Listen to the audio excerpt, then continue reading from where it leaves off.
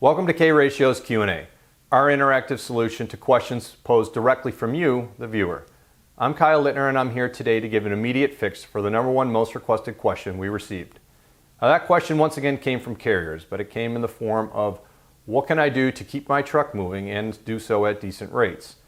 Now, anecdotally, we heard of carriers getting very high rates to go into particular markets, but then getting less than $1 a mile to get out. Obviously, this is a scenario that plays out all year round, but never more important than right now. Right now, it's April, and April is peak produce season, which means that markets like California and Florida should be your dominant go-to for both volumes and rates. But like I said, this is not the normal scenario, and things have obviously changed. Take a look at this chart for outbound reefer from Lakeland to Charlotte, and you can see that rates right now are actually lower than they were at this time a year ago. This is because the U.S. consumer is demanding food with a longer shelf life right now, and produce doesn't hold the same historical power over rates. Everything right now in terms of freight volumes and subsequently price are about basic consumer staples. Even a lane like Lakeland to Atlanta is below historical rates, and carriers heading into produce markets are learning the hard way that the price getting out isn't what it used to be.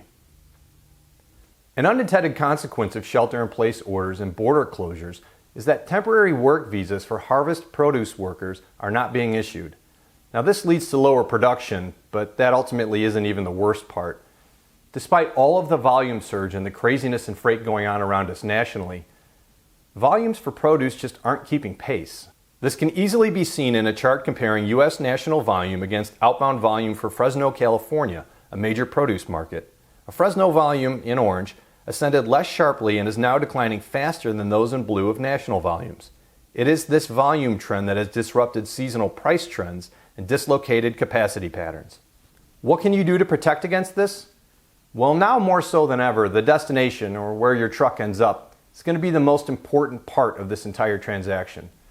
So keep yourself current and ignore your past historical trends or patterns that you used to know, because they're just not relevant right now.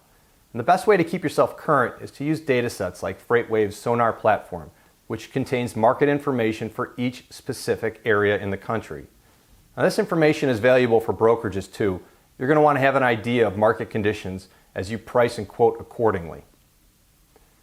Again, a big thank you to all that submitted questions, and we'll continue to offer this as long as you keep submitting them.